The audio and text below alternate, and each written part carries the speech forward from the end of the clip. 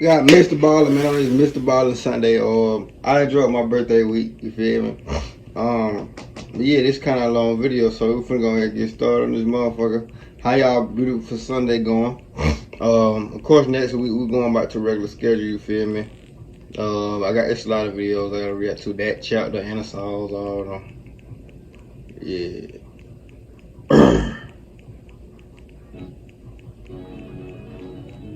Just before midnight on August 22nd, 2005, 38-year-old Rick Eck knocked on the front door of an apartment in the tiny Midwestern farm town of Claremont, Illinois.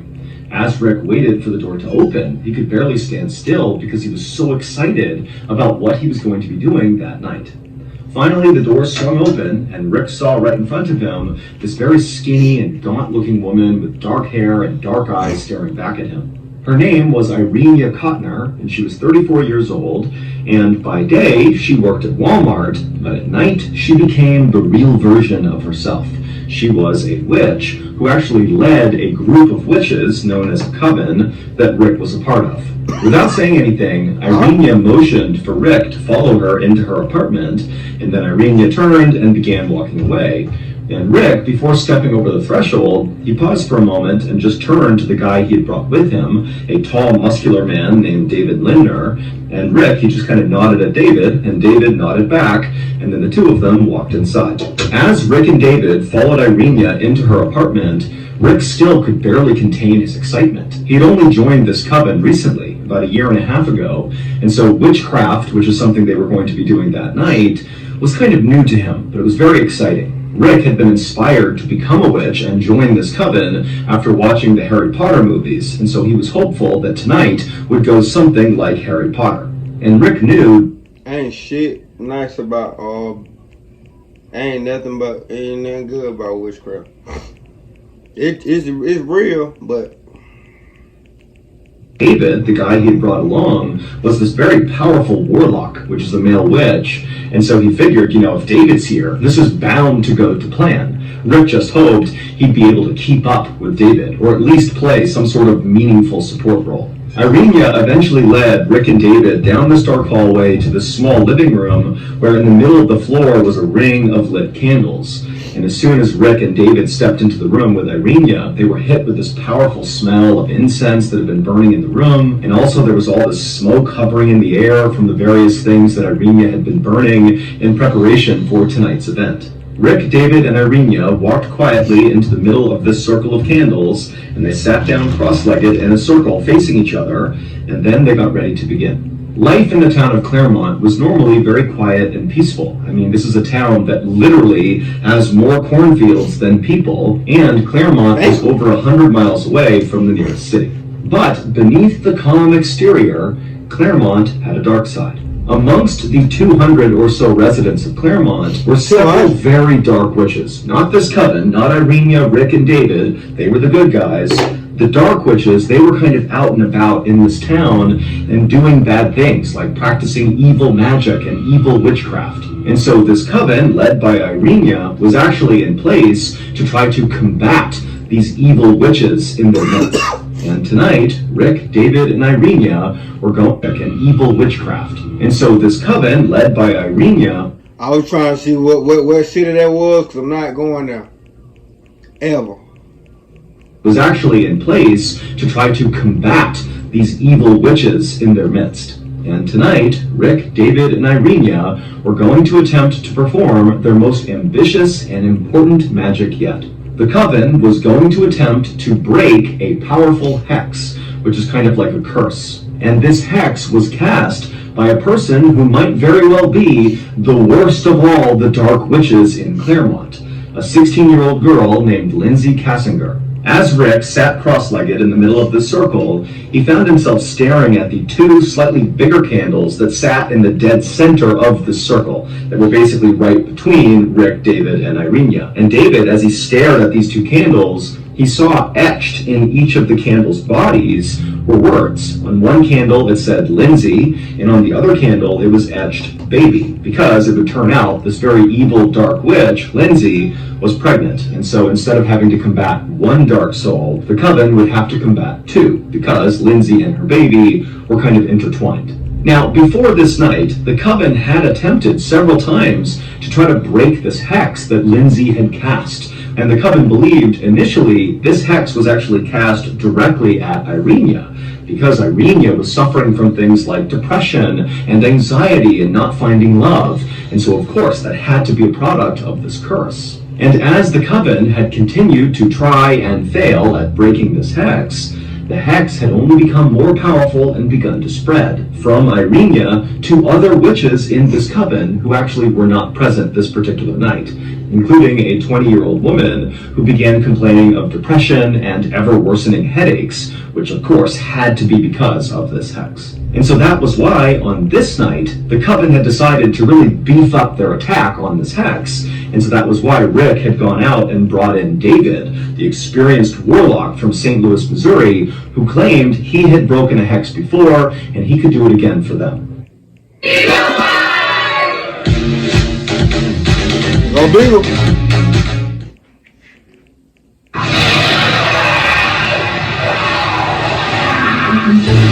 They just be making shit. As Rick, Irenia, and Dave all sat in the circle, they looked at each other, and then they began chanting in unison to bring out the dead, to join them in the living room right now. And as they began this chant, Rick found himself intensely staring at those two candles with Lindsay and Baby on them, and as he stared at the flames dancing across the top of them, Rick started to feel like he was kind of drifting off into a trance-like state. And he knew that based on his prior teachings from Irenia, the leader of this coven, that this must be what it feels like when the spirit world opens up, which means the dead really were coming into the room. And then, as Rick is kind of dealing with this trance-like state, he heard Irenia begin to talk, but it wasn't her normal voice. It was this slow and deep-sounding voice, almost like something had inhabited her body and taken it over and was now speaking through her mouth. And Irenia, in this kind of slow and strange voice, she would tell Rick and David that the curse is still growing. And then she would say something that totally caught Rick by surprise.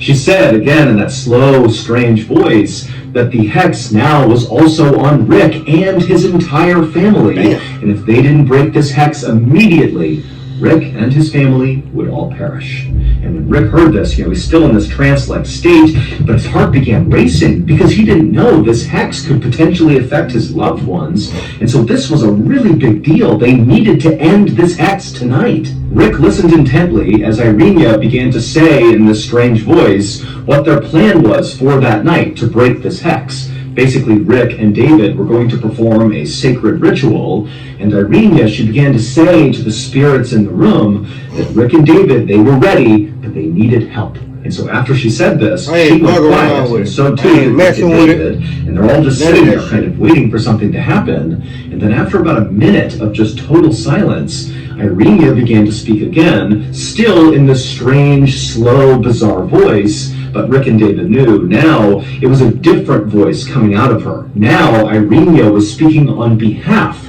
of the spirit world that was in the room with them. And Irenia, she would say in this voice, "I grant you 5 demons to help you on your quest to break this hex." And then after saying this, Irenia, she opened her eyes and she looked kind of confused for a moment, and then she kind of got her bearings and she looked at David and Rick and she told them now in her normal voice that they had to perform this sacred ritual before the 2 candles in the middle with Lindsay and Baby etched on them burned out. And so basically, Rick and David, they needed to get this done tonight.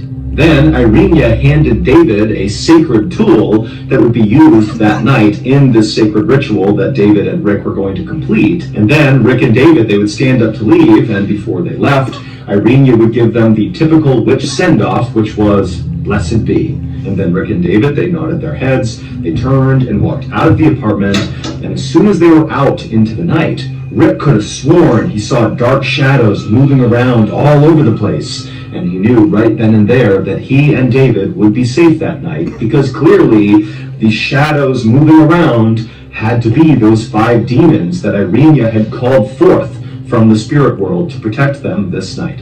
And so feeling very safe and empowered, Rick and David went straight into Rick's car, turned it on, and pulled away from the curb, and began heading towards their destination. Where are they going? The other day, old Seagull Lung was looking pretty down. His dream will never come true. It's apocalyptic world recruit heroes for grabs for playing. You might even be able to join Fallen Squad. Link description below, down siege. Outside of that ranking, time events and Bring your trip to life with Expedia's chat GPT integration. Hey, Mr. Baller. Monday, Tuesday, Wednesday, Thursday. Yeah, I know y'all finna get hit with like four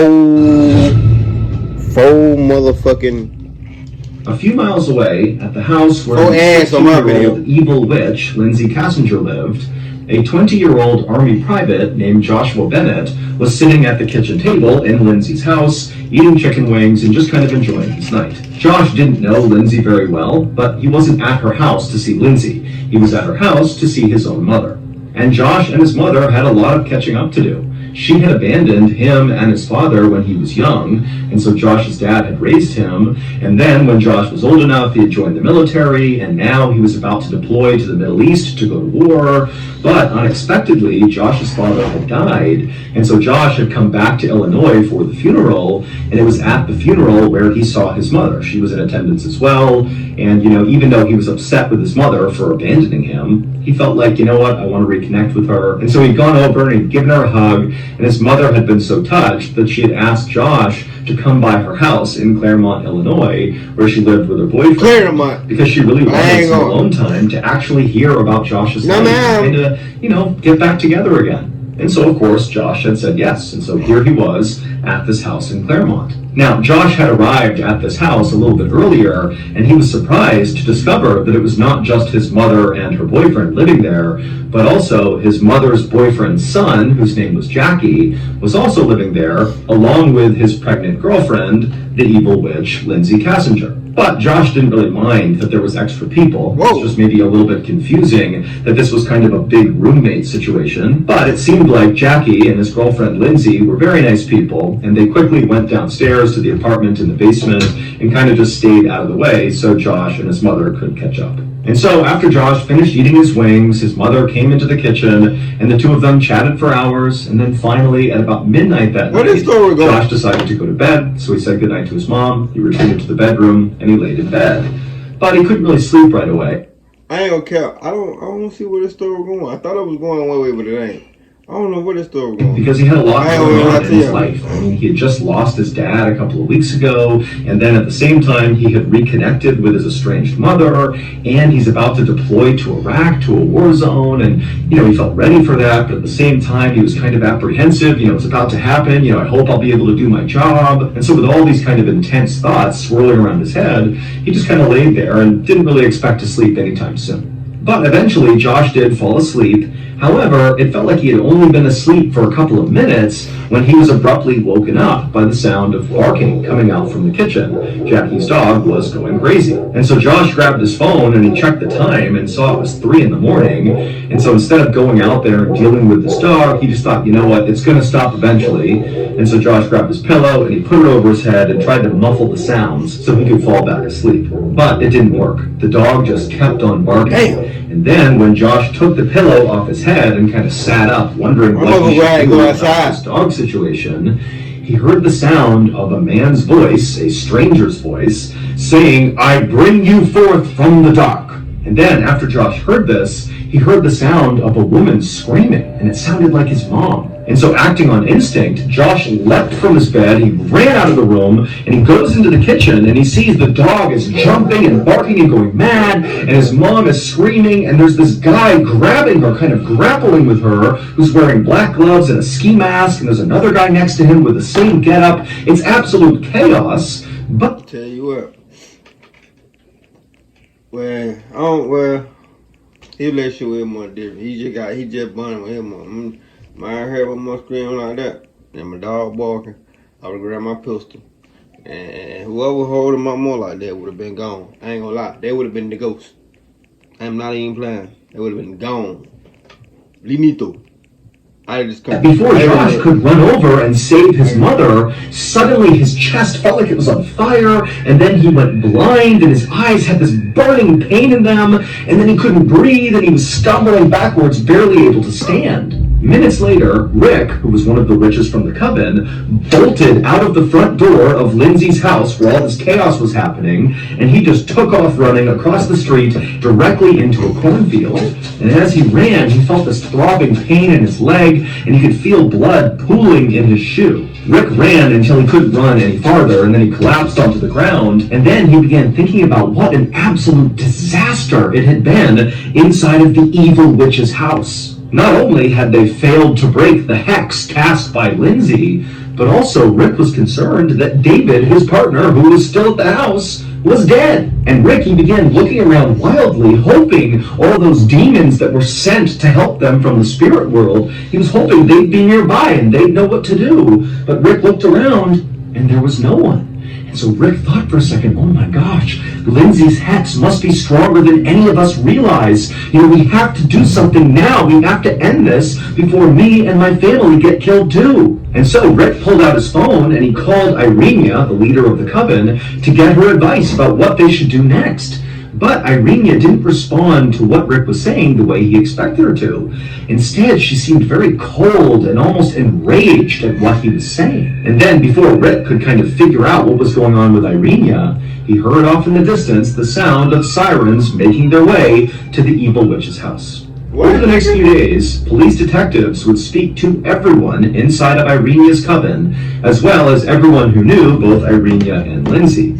And slowly but surely, the police would put together what actually happened inside of Lindsay, the evil witch's house, in the early morning hours of August 23rd, 2005. At about 3 a.m. on August 23rd, 2005, Rick and David pulled up onto Lindsay's street and they parked their car a little ways away from Lindsay's house. And then after parking, Rick and David donned their ski masks and their gloves, and then after looking at each other and nodding, they hopped out and began walking towards Lindsay's house. Their plan was to sneak in through one of Lindsay's windows and confront Lindsay the evil witch directly and break the hex by performing a sacred ritual, and then after this ritual was over, they had a second ritual they would need to perform that would send Lindsay's evil soul through the gates of hell. And to do that, they needed the help of the 5 demons that had been sent along by Irenia from the spirit world. Now, Rick and David felt like this was a great plan. However, as soon as they got to Lindsay's house and David actually began trying to climb into one of the windows,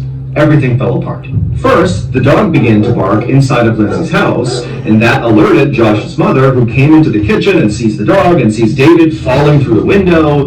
And Rick, who didn't really know what was happening inside the house, he just climbed through the window after David, and when he stood up in the kitchen, he realized it was too late. They were totally caught.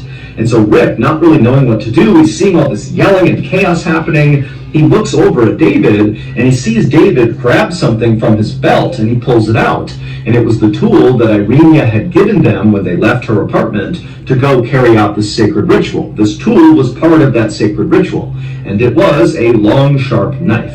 And what they were going to do is stab the evil witch, Lindsay Kassinger, to death with it. Damn. That was how they were going to break the hex. And then after they killed Lindsay, they were going to perform this weird ritual with her clothing that would send her soul through the gates of hell. Now, Rick did understand that this was the plan. They were going to murder Lindsay, but perhaps he didn't really know how serious David was about carrying it out, or the fact that David was not really a warlock as much as he was a violent criminal who had bragged to Irenia about previously murdering someone who had cast a separate hex. And so by killing this person, that was how David had broken the hex previously. Also, Rick may not have known that David had been instructed by Irenia to not let anything stand in their way to break this hex, to carry out this sacred ritual on Lindsay. And so Rick just watched as David raised the knife and began stabbing Josh's mother over and over again in the chest while screaming, "I bring you forth from the dark." And it was at this point that Josh, the army private who heard all this happening, came charging out in his underwear into the kitchen. And Rick watched as David went from stabbing Josh's mother to turning and immediately stabbing Josh directly in the chest. And Rick, at this point, he just jumped right in on it and pulled out his pepper spray and sprayed Josh in the eyes. And so that was why Josh felt the burning sensation and then went blind and couldn't breathe and fell to the ground. And so now it is absolutely chaos inside of this kitchen, and the actual target of David and Rick's, Lindsay, the evil witch, she managed to run out of the house and run to a nearby neighbor's house to get help.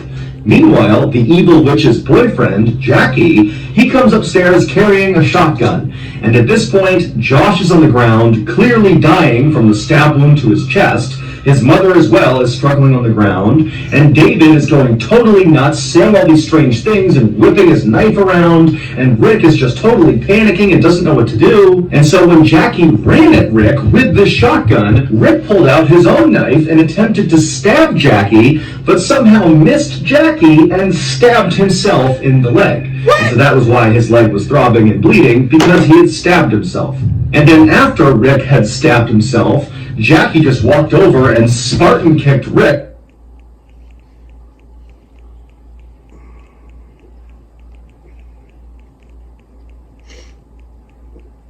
All I'm gonna say is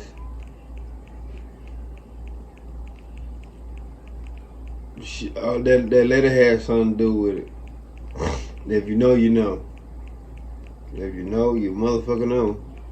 Down the stairs into the basement. And then Jackie turned his attention from Rick to David, who was still just going nuts with this knife and being a total maniac. And Jackie just walked over to David, and David, he sees the shotgun coming over to him, and he tries to move the barrel out of the way, but then somehow only manages to point the gun directly at his own stomach, at which point Jackie just fired a slug directly into David's gut. And it was at this moment, as David is crumbling to the ground with this horrible stomach wound, that the neighbor that Lindsay, the evil witch, had gone to go get, had come to the house. They went inside, and they found a scene of absolute carnage. And before the neighbor could even do anything, Rick, who had stabbed himself in the leg and been kicked down into the basement, had scrambled up the steps and just run right past all the bodies on the ground, past the neighbor who didn't even do anything, outside, and Rick just kept on running out into that cornfield. And so at this point, the neighbor didn't even try to figure out what happened. He just called 911. But it was already too late for Josh, the Army private, who was only at this house to reconnect with his estranged mother before he deployed to Iraq. And here he was, dead on the ground from this totally bizarre attack. It would turn out, Rick, David, and really the entire coven of witches that fell under Irenia had been totally duped. They all fully believed that Lindsay was in fact an evil witch who had cast this hex on Irenia, which was spreading to all the other members of the coven.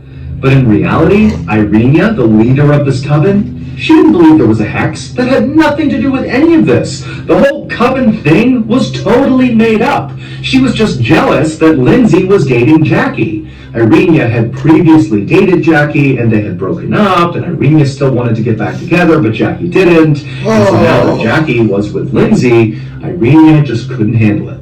And so, naturally, Irenia had constructed this whole thing about Lindsay being one of the dark witches in Claremont, Illinois, and she's cast this hex, and now you, my witches in this coven, you need to go and kill her. But, of course, Lindsay did not end up getting killed, and instead, it was the totally innocent person, Josh, the Army private, who had nothing to do with any of this, who got killed. In addition to Josh dying, David, the warlock from St. Louis, he died from the shotgun blast to his stomach.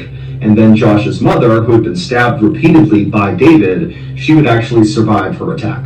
Irenia would ultimately be found guilty of first-degree murder, and she would be sentenced to 57 years in prison. Rick pleaded guilty to murder as well, and he was sentenced to 20 years, and a third member of the coven, who was not present for the attack, but who after the fact helped cover it up, they were sentenced to 32 years in prison. What, nigga?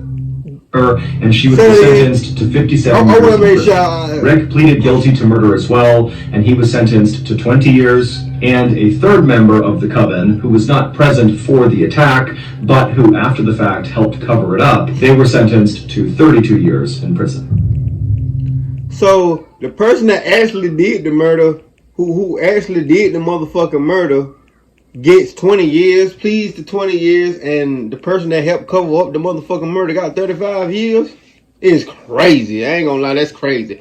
Y'all need, hey, leave that witchcraft shit alone for one. for real, cause she probably had something to do with that shit for real. You feel me? In another way. That being said, give me a thought on license crap, bro. This video crazy. It was too much shit going on in one story. I ain't gonna lie. But Mr. Ball, you did it again, man, on this Mr. Baller Sunday. That man said, give me a thumbs up, like, subscribe, see how motherfuckers on that video. Hit the thumbs up, nigga. And I'm still doing the giveaway. Y'all better lock in before Christmas. That's all I'm gonna say. Before Christmas, giveaway over with. So y'all might well go and lock in. Y'all, I told y'all what to do and how to be in the giveaway. That being said, let's ride, man.